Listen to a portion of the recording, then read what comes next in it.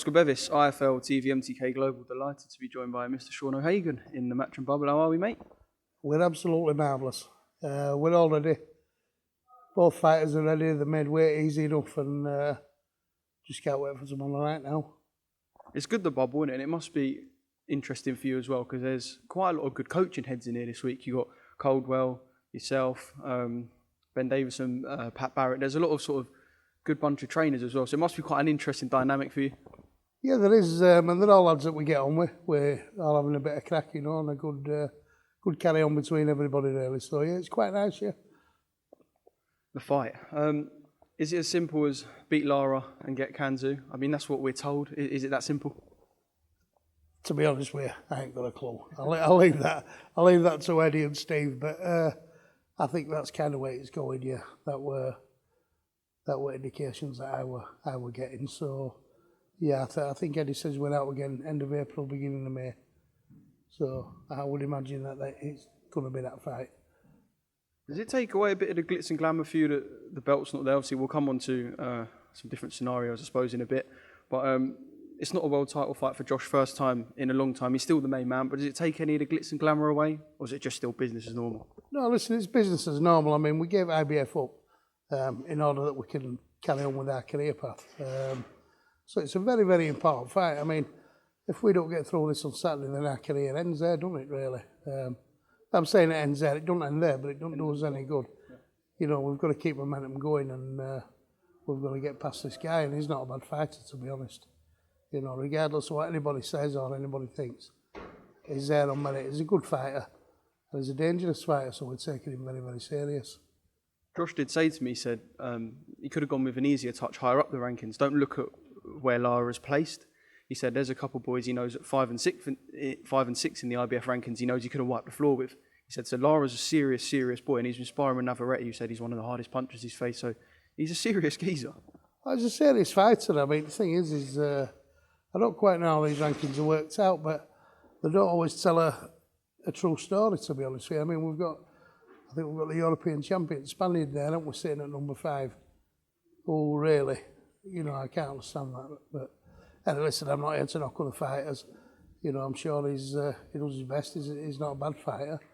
But I think this Mexican guy that we're fighting, Lara, you know, I've been watching him now for a while, and he's an handful. You don't have 14, 15 knockouts on your record if you're not a good fighter, do you? So, yeah, we're taking him very, very serious. A lot of the build-up, and I tried to refrain from asking Josh too much, but I am going to ask you, a lot of the build-up was obviously surrounding the kid Galahad situation. Josh has done a bit with Coogan before, and I know he's spoken and opened up about it. But from your perspective, just sort of sitting back and surveying it all, assess how you feel, I suppose, about the situation, Sean. I don't really feel anything about it, really, because somebody's stamping their feet and whinging and whining. You know, I don't really have any thoughts on it. What I will say is this. He wants to think himself lucky that he's still got a licence, because in my opinion, drug cheats should be banned for life. And it's simple, you know, but he didn't. He did his 2 years or whatever, I think it was, came back, he had a shot, he got beat. Accept it, take it on the chin. What he did, well then, he went crying to IBF, him and Dominic, purely because they think, without us, they're not worth anything, payday-wise. You know, if he could get us again, payday, and it's the wrong way to go about it. IBF, I don't know why, I think they're very, very weak. I think they did an injustice to the fighters under him that have worked hard to get where they are. How must they feel? You know, they must be absolutely spewing that somebody who's tested positive who shouldn't have a licence has been given a second crack. But hey, listen, that's all water under the bridge now. I mean, that's only my opinion. And the only people who want to see that fight is his handful of mates and fans who, incidentally, quite a few of them on there on social media, Kid Galahad this, Kid Galahad that, but he did only sell 60 tickets for his fight, a world title fight at Leeds Arena. So, you know, there's not many people want to see that fight again. It was a terrible fight, you know, with a very, very weak referee who let him get away with murder, basically, you know. So, for me, that fight's done, it's gone. You know, it's not that important. So, we'll see how he goes on with Jazza. Well, yeah, I was going to say, he's ended up in a situation where he's fighting Jazza for the vacant IBF, and I suppose there is a situation that No, you say if Barry plays his cards right, him and Josh could unify. I mean, that is a situation, a possibility in 2 years' time, I guess. I mean, maybe so. We'll have to see which way that goes. Because don't forget, I mean, Jazza, last time he beat Jazza, what time when he'd been drinking his South Yorkshire tea, wasn't it? So we don't know. We really, really don't know. But we'll see how it pans out.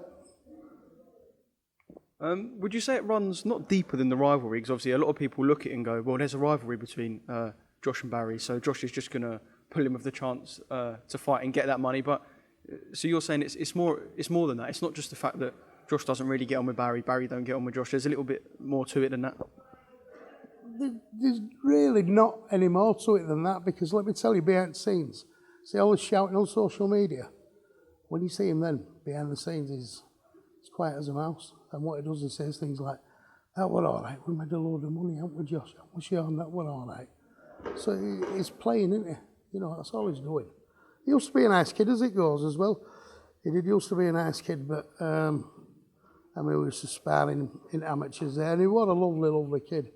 But I don't know what happens. It seems to be that when they go down there, there's something happens to them. I don't know. I don't know if it's effects or whatever they're taking or what. But, you know, it seems to be all animosity and nastiness comes from there.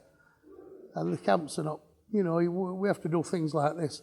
I wouldn't fancy being locked down for a week with them, to be honest. You know what I mean? But listen, it is what it is, and we're not really that bothered about them, to be honest.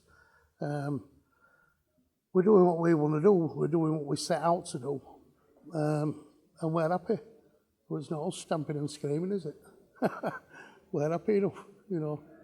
I think it's all about money, really, isn't it? He's been in game all this time and he's got no money. So, anyway, forget about that. Is this what you re-signed with Eddie Hearn for, though? I mean, you can just hear him the way he talks about Josh, and he talks about the memories from the first time they were together. He calls him the #1 featherweight in the world, and he's got plans for Kanzu, Gary Russell Jr., Navarrete. I mean, is this an example of why you signed with Eddie Hearn? Because, you know, these are the things that you were looking for, and these are the things Eddie promises he can deliver. So it's quite simple. Yeah, I mean, thing is like I say, with Eddie there, I mean, he's promised all these things. And true to his word, I mean, he's very, very busy. I don't speak much to Eddie personally. But he's very, very busy. I mean, look at all these shows that are going on in different countries over the next few weeks. And I mean, setup here is very, very impressive, you know. He does try, doesn't he? He tries to deliver, I'm sure. I'm sure we'll do all right with him, you know. Does it feel like a long way away? I mean, it's only been, about a year, start of Feb last year, that you re-signed with Eddie and walking around Headingley talking about Kanzu. Does it seem like a bit of a distant memory now? Because it was only a year, but it seems in my mind like it was quite a way away seeing all that now. Well, it is quite a way away. It's a year, isn't it? I think it's a year since Josh and myself had a meeting with Eddie. So it's a year, it's 12 months, but listen, nothing could be done over this that we've been in with this pandemic. It was a global thing. And all we do is we go from week to week, month to month, thinking maybe next week, maybe next month, maybe month after, you know. So we've just got to be patient, haven't we, by this time. And listen, there's no wrong with a little rest, is there? You know what I mean? Keep yourself in good shape. He's a consummate professional. He's never touched, he don't drink. He's never touched a drug in his life. So he's just clean living as a consummate professional, you know. So 12 months is not going to set us back that much, is it, really? You know what I mean? You've got to take positives out of these things, haven't you, Oscar? Of course you have. And does Josh look forward? Like, obviously, I know he's not going to overlook Lara because Josh hasn't got that mentality, but does he look forward? Do you ever sit there, you and Josh, and just go, "Cool, I can't wait for Headingley in the summer"? Do you ever think about it? Because obviously you do. You visualise your dreams. Does he ever sit there and go, "Cool, Sean, can't you just wait for it?" Like, do you know what I mean? Yeah, I think he does, yeah, because we've done Ellen Road.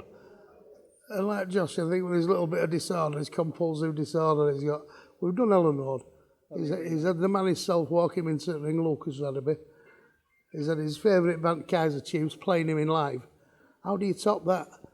Well, where we top that then is we go to his other side, don't we? Leeds Rhinos, where we've got some very, very good friends, you know what I mean? And I think that'd be another box tick for him to fight at Headingley. We've done 2 big Leeds stadiums, and it's just a Leeds thing, isn't it? You know. And then you can have the send off in. What was that Indian you were telling me about yesterday? That Indian restaurant. Oh, that one up near us. Yeah. Yeah, we've got Gina up there, a friend of mine. You can have the farewell fight in Jinnah then. Yeah, we can do that. yeah, I know what you mean. But listen, we're glad to be back. I mean, Headingley, it's becoming more and more achievable now, isn't it? You know, we're here now today. There's 13.5 million people being vaccinated, apparently. All we've got to do is we've just got to keep going, haven't we? And then I think maybe autumn, you know, realistically autumn, possibly at Headingley, that'd be icing on the cake, really, for me. Just before I talk about another fight that you're invested in with Reece Mould and Lee Wood, I spoke to Ricky Hatton earlier, and he said he saw the comparisons between him and Josh, almost like Josh is the first fighter since Ricky that has got that drive, and he said, I can't wait to see Josh send thousands of screaming Yorkshiremen over to the MGM and Vegas and New York, Madison Square Garden, whatever. You must see those comparisons as well, and obviously coming from someone like Ricky as well, I mean, what praise. Oh yeah, I mean, listen, he was something else when Ricky wanted, and I think we're not quite on that scale that Ricky was on. But still as lively and still as passionate, you know, so yeah, I think probably the nearest thing to Ricky and his fans that there's been since then. But yeah, some fantastic nights watching Ricky Hatton over there, and you know, what a career that was, wasn't it? You know, so we can emulate that in any way, shape or form, we'll be happy. Well, surely Josh does go down as a British great if, like Eddie says, Kanzu, Gary Russell, Navarrete, and then moves up. If he beats them and moves up, surely Josh goes down as a British great before he's even hung the gloves up? Oh yeah, I would think so, yeah, because I mean, don't forget every time we step in the ring, we're not supposed to win, are we? You know, and he's not been fed a load of journeymen along the way. Every time he gets in the ring. I mean, there's been occasions where we've had to settle for people coming and standing in. But, you know, we've fought everybody. And we have fought everybody.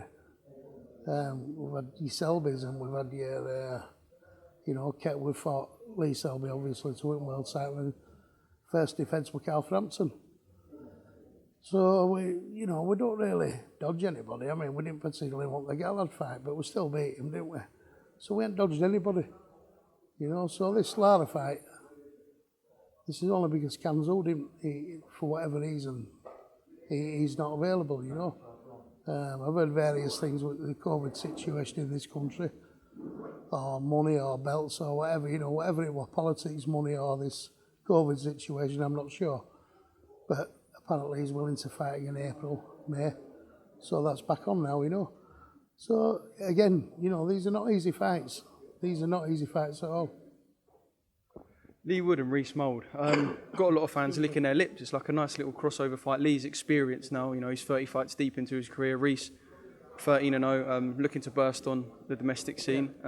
If you take your hat off, your Leeds hat off, Leeds Warrior team hat off for a sec, this is a fight for the fans, and this is a real tasty one. This is a real spectator's fight, is this one. And to be honest with you, obviously, I mean, I'm Reece's man there, I'm Reece's trainer, but this is a fight that even if I were a neutral, I'd be tuning in and licking my lips at this one because it's a real tasty fight, is this. I still think, despite Lee Wood's experience, I still think Reece is going to be too much for him now. Looking at him on scales today, he's in excellent condition, is Lee Wood. He always is. But then again, that can be deceiving, can't it? You know, Reece, they talk about Lee's punching power, but nobody's seen Reece yet because he's not had a chance to show it. But let me tell you, he can hit. He don't hit like no featherweight. Absolutely doesn't. He's, you'd think he was 3 weights above, to be honest. And he really can dig. And he's an handful for anybody. I mean, he's been training with Josh. He was sparring for Josh. He's been training with Maxie Hughes there. And you see Maxie's resurgence lately. Zishan Khan. A new kid who's kind of joined our ranks, Ishmael Khan. And we've had kind of, you know, everything that we could find sparring partners to make things a little bit more interesting. Not just interesting for him, but anything that we thought we were going to come across fighting Lee Wood, we've managed to get in, you know. And he's looking a little bit tasty. The thing with Reece, he can be deceiving. He looks like a choir boy, doesn't he? But he can be a spiteful spiteful puncher can Reese, really can. Well, yeah, he's quite reserved, Reece. It was the first time I met him when I interviewed him a couple of days ago on the media there, and he is quite reserved. So yeah, people, like you say, might be shocked when he throws these big punches, and you told me he's been weighing more and punching less hard, so he's sort of taken his power down, which is quite unusual. Very, very unusual is that. I mean, what I do is, when lads are sparring, you know, people have this thing, if you make weight and then you eat as much as you can, get as heavy as you can to get back in the ring and gain an advantage. Well, I don't do that. Throughout our sparring camps, what I do is, I make notes of when they're having the good spars, I take note of the weight. I also take into consideration where they are in the conditioning programme. Take note of the weight again. With Issa, his performances and his punch ratio and everything, he goes up as other fighters come down. You know, it's very, very strange, very unusual for a fighter who's coming down in weight to start punching hard. I think maybe because, I don't know, he's just a lot sharper as he's losing weight. And like, so you look at him and he don't look anything, does he? But Saturday night you'll see, you know, unbelievable puncher he's Reece. And he said he has a chance to end Lee Wood's career, to me, if we're being blunt. A loss for Lee at this time is quite devastating, and it's his first fight under Ben. They've only been together 2 months, and a big night for Ben as a trainer as well. Despite the fact Lee might perhaps be a big bookie's favourite, is a little bit of the ball in your court, perhaps? To be honest with you, I don't. First of all, ending his career, I don't like that as a term because he's a nice kid, you know. So I don't really want to say anything bad about him. I just think that, you know, he's had a couple of losses there that he weren't convincing in. And in my opinion, when you've only been with a trainer, no matter who that trainer is, it takes more than 7 or 8 weeks. I mean, when Max Hughes first came to me, he fought Liam Walsh. And I said to him, all I'm looking for is a better performance than your last fight, Max. If we get that, then we can start and build. And that's what we've done, and it's taken 3 or 4 fights. I think it's the same for any fighter. When they go to a new trainer, what he'll do is he'll try and add his own little stamp to the repertoire that they've already got. But I think what's going to happen is Lee's going to revert back to what he usually does on by nature, you know, because 7 or 8 weeks is not long enough for a fighter and a trainer to gel. And you know, you listen to him on IFL there and everything, and well, I think it was IFL. I've listened to him 1 or 2 interviews, and he's almost trying to talk it into himself that he's going to win this fight and that Reece is not experienced enough, and you know. But hey, listen, it's going to be one hell of a fight either way, you know. But like I say, I don't like that thing of ending careers, you know what I mean. And Ben's a good guy as well, so you know, it's one of them where we're going to turn up, we're going to have a fight, and whatever will be, will be. But I will say this, I'm as confident about this fight as I was with Josh, with Frampton and Selby. So for me, Saturday night, there's only one win, and that's going to be Reece Mould. It will shock a lot of people. Well, make of that what you will. It could be a really good night for you, Sean. It could also not be. So, I don't know, a lot riding on Saturday night, and it's an exciting one for the fans. First show back as well, so, I mean, tune in. Well, that's it. I mean, like you say, we've got to be coming away with 2 wins on Saturday. Because this, I mean, the lads' careers are riding on this, aren't they?